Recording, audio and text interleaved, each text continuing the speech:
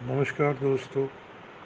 आज मैं आपको विषय से हट के, क्योंकि लॉकडाउन चल रहा है और लॉकडाउन में जो कोई टॉपिक या कोई शख्सियत और जगह ने मेरे मन को बहुत छुआ है, तो वो या तो मज़दूर है या वो धरावी है। बॉम्बे में धरावी 2.1 2.1 स्क्वायर किलोमीटर में फैली हुई बस्ती है, जो कि लगभग 140 साल पहले अंग्रेज़ों ने बनाई थी।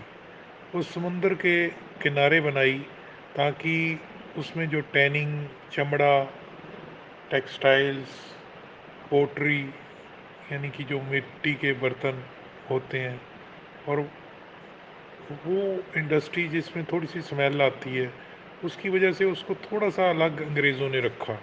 तो 140 साल का इतिहास है द्रावी का, जो एशिया की सबसे बड़ी बिगेस्ट स्लम है। और उसमें आप अंदाज़ा लगाइए कि एक 10 बाई 10 के कमरे में कम से कम 27 बंदे रहते हैं। और इसके लिए एक और इम्पॉर्टेंट बात आपको याद रखनी है द्रावी के लिए, कि शायद ताजमहल को देखने लिए इतने दुनिया नहीं आती, उससे ताजमहल से भी ज़्यादा द्रावी को देखने के लिए लोग, टूरिस्ट आते हैं। और ये फेवरेट डेस्टिनेशन है हिंदी फिल्म मेकर जो कि क्रिएटिव पिक्चर्स करते हैं उनके लिए, जिसे इस्लाम मिलीनियर, वो पिक्चर बनी थी भूतनाथ रिटर्न्स। इसके अलावा ट्रैफिक सिग्नल, ऐसी बहुत सारी, ब्लैक फ्राइडे, बहुत सारी हिंदी फिल्मों की शूटिंग, परिंदा, यहाँ शूटिंग की गई। ये लगभग इसकी सालाना 1.6 बिलियन डॉलर इसकी इकॉनमी है, टर्नओवर है। यानी कि ये छोटा सा एरिया जिसमें 7 से 10 लाख लोग रहते हैं, अलग अलग मज़हब के, मुस्लिम, हिंदू, क्रिश्चियन, वो यहाँ रहते हैं। और धरावी में सैनिटेशन की बहुत प्रॉब्लम है। पहले भी यहाँ काफ़ी साल पहले प्लेग फैली थी, और बीच बीच में सैनिटेशन की वजह से कॉलरा, हैजा और अमीबियासिस, जार्डियासिस, टाइफाइड, ये चलते रहते हैं। अब कोरोना जब से फैला है, तो नेचुरली लोगों में सोशल डिस्टेंसिंग की प्रॉब्लम की वजह से यहाँ तो कोई स्कोप ही नहीं है सोशल डिस्टेंसिंग का। तो यहाँ ये लोग लॉकडाउन में बेचारे बहुत तंग हैं, और यहाँ भी बहुत केस बॉम्बे में धरावी से ही आ रहे हैं। हम भगवान से प्रार्थना ही कर सकते हैं कि किसी तरह वो ये फेज़ हमारा निकल जाए, ताकि 7 से 10 लाख से भी ऊपर जो लोग हैं, वो बेचारे, उनकी जान सुरक्षित रहे, और वो अपना जो रोज़गार चलाते थे फिर वैसे चलाना शुरू हो जाएं। तो यहाँ टेक्सटाइल, पोट्री, लेदर टैनिंग, ये सारा है। यहाँ छोटी छोटी लगभग 15,000 से 20,000 मैन्युफैक्चरिंग यूनिट्स हैं। और लोग जो हैं पब्लिक टॉयलेट, 70% जो पब्लिक टॉयलेट यूज़ करते हैं, जिसमें 14, 20 या 50 सीट्स होती हैं एक पब्लिक टॉयलेट के पीछे, जो इनको टॉयलेट करने के लिए घर से बाहर आना पड़ता है, तो 1400 इंसान एक टॉयलेट के पीछे हैं। तो बॉम्बे गवर्नमेंट ने पीछे कहा था कि इसको इम्प्रोवाइज़ करेंगे, अगर, पर ये बात शायद पेपर में ही रह गई। तो आपको, खासकर वो लोग जिन्होंने लॉकडाउन में अपने घर एसी के नीचे या अपनी कोठी में आपस में दो बंदे भी लड़ते रहते हैं, तो उनके लिए डोमेस्टिक वायलेंस करते हैं, उनके लिए मैं उनको कहना चाहूँगा कि देखिए, आपसे बदतर ज़िंदगी जी रहे हैं कुछ लोग, मगर वो उफ तक नहीं करते। आप डोमेस्टिक वायलेंस करते हो, आप थैंकलेस हो। आप तो देखिए कि वो किन हालातों में रह रहे हैं बेचारे। जैसे कि मजदूर 16 कट गए ट्रेन के नीचे, तो वो भी किसी माँ के बच्चे थे। आज हैप्पी मदर डे है। ऐसे ही द्रावी में रहने वाले भी किसी माँ बाप के बच्चे हैं, वो भी उस खुदा के, उस भगवान के बच्चे हैं, तो वो भी तो जी रहे हैं इस आशा में। तो आप लोग क्यों इतने सफोकेट हो जाते हो जो लॉकडाउन 2-4 दिन बढ़ जाता है? वो भी सह रहे हैं, चाहे कितना कोरोना का ग्राफ ऊपर जा रहा हो, उनकी तो मजबूरी है। पब्लिक टॉयलेट करने के लिए उनको यानी कि बाहर आना पड़ता है। तो सोशल डिस्टेंसिंग तो थ्रेटिकली पॉसिबल प्रैक्टिकली नहीं है वहाँ पे। तो दोस्तों, द्रावी के बारे में एक और इंटरेस्टिंग बात है कि वहाँ 60-90% यानी कि 69% से 70% लोग वहाँ एजुकेटेड स्टाफ है, और बहुत सारे लोग मजदूर यहाँ रह के वहाँ आगे दूसरी इंडस्ट्रियों में कमाना जाते हैं।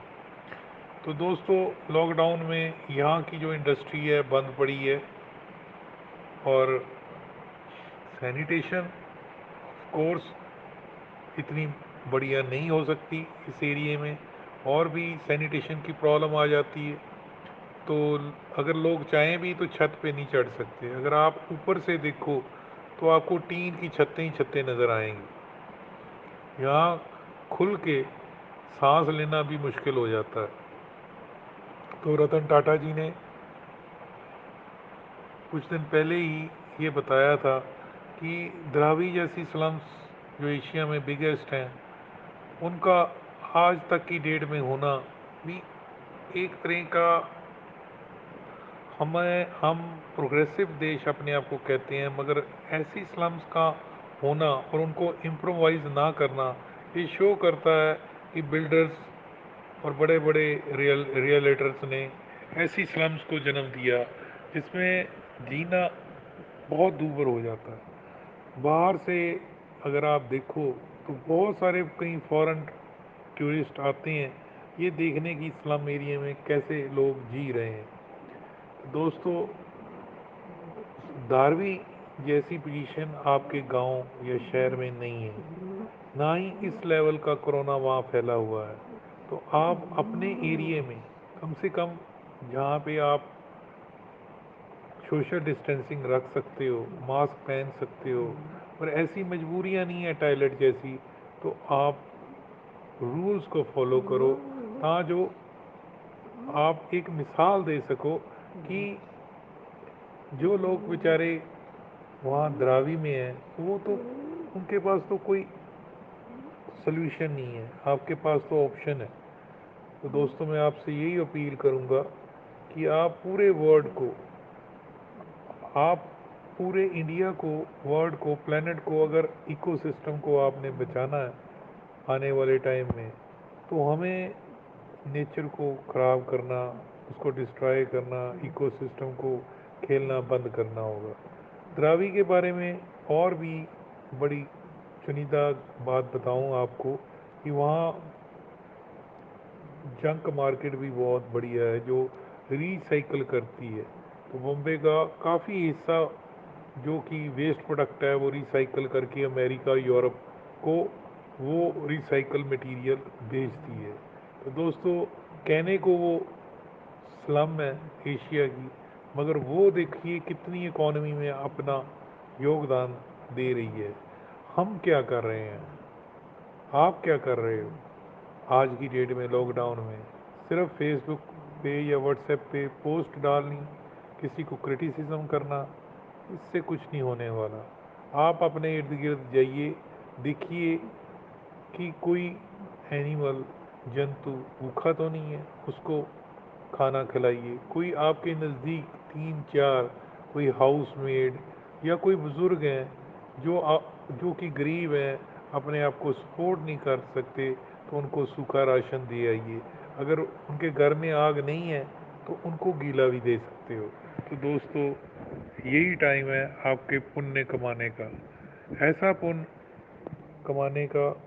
तो आप, कहीं लोग मैं देखता हूँ बहुत सारे लंगर लगा देते हैं एक दिन में ही, 50-50 हज़ार एक ही रोड पे, और जो आदमी जिनका पेट भरा होता है उनको खिलाते हैं। आज तो देश का काफ़ी हिस्सा भूखा है।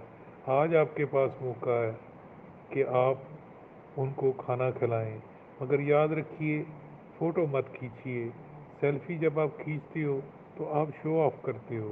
दूसरा, आप किसी को 4 चपातियाँ देते हो तो दूसरे दिन आके देखते हो कि उसकी 4 खाई कि नहीं, कारण नहीं पूछते और ऑडिट करने लग जाते हो और 10 फेसबुक सोशल प्लेटफार्म पे ये कहते हो कि देखो इन्होंने रोटियां जमा कर रखी हैं और फलाना फलाना चिकन खा रहे हैं, ऐसा कर रहे हैं।